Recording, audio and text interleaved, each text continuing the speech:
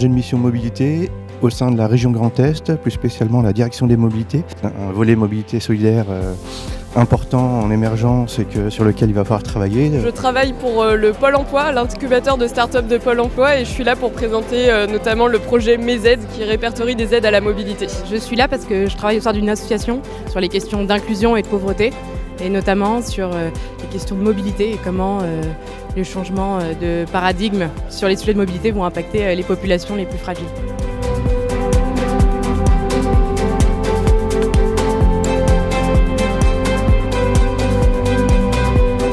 Je suis ici aujourd'hui parce que je vais réaliser une thèse en rapport avec les mobilités inclusives et l'invisibilité des personnes dans les transports. Notre démarche nous paraît tout à fait en phase avec la démarche du laboratoire de la mobilité inclusive. Ça va me permettre quand même d'avoir un peu d'idées par rapport à la mission de mon stage. Je prépare une thèse professionnelle sur les sujets d'inclusivité, donc c'est the place to be finalement pour répondre à une telle problématique. Au total, ce sont plus de 13 millions de Français qui sont en situation dite de précarité mobilité. La loi d'orientation des mobilités a permis, il y a près de 5 ans, de donner une visibilité et un cadre à cet enjeu de mobilité solidaire.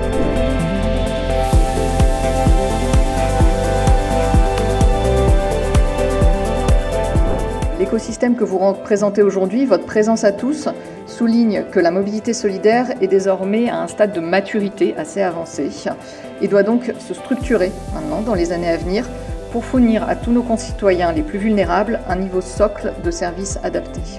Nous sommes rassemblés ce matin à l'occasion du 2e anniversaire de la démarche Tous Mobiles. On a réussi en 3 ans à faire de cette démarche une communauté. Une communauté qui rassemble à peu près 2500 personnes, collectivités, porteurs de projets, associations, entreprises. Dans la plupart des régions qui ont accueilli une rencontre, le niveau, la diversité de mobilisation des acteurs à laquelle nous avons abouti était assez inédit. C'était pour la plupart des cas la première fois qu'on avait autant d'acteurs différents et autant de monde réunis au même endroit, au même moment. Les participants formulent ainsi des propositions concrètes pour traiter l'urgence sociale par des solutions alternatives de mobilité. Donc il s'agit bien de cette conciliation entre l'urgence sociale et l'urgence écologique. L'objectif étant d'amener chaque bénéficiaire à une mobilité autonome et à une capacité à jongler entre une multiplicité de solutions.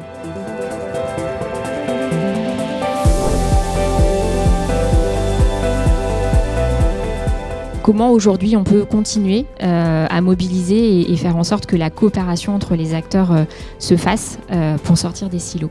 Vraiment, il y avait besoin de cet acteur, ce réengagement de l'État pour la structuration de ce secteur de la mobilité solidaire et inclusive. Et puis on voit aujourd'hui les collectivités locales qui commencent à s'emparer de ça. On a besoin de donner de la lisibilité sur les solutions disponibles, et donc c'est ce qu'on a cherché à faire à travers la plateforme Mes aides. Ça permet vraiment de donner de la lisibilité à cet écosystème. Les enjeux sont énormes dans la région des Hauts-de-France.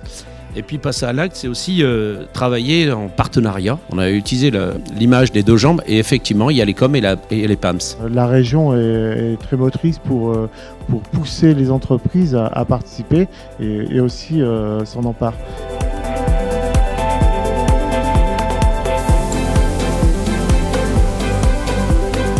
Mobilité 62, nous réalisons chaque année environ 1250 accompagnements avec l'appui de 5 plateformes territoriales de mobilité. On réfléchit à des options pour des services vélo, pour des services peut-être covoiturage. L'idée c'est peut-être aussi de mieux intégrer ces offres-là dans notre panel de mobilité. À la place des départements, l'insertion pro, le DevEco, l'État là-dedans, il faut aussi, à la même problématique, il peut y avoir des réponses politiques qui sont assez orthogonales. Et il faut laisser le libre champ aussi aux collectivités d'exprimer l'orientation politique de leur assemblée.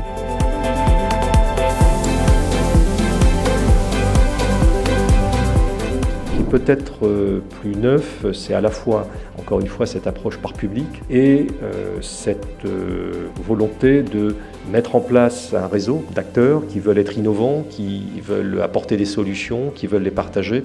Ce qui est neuf aussi, c'est dans la LOM d'avoir intégré cette dimension comme une dimension structurelle, comme une vraie politique publique.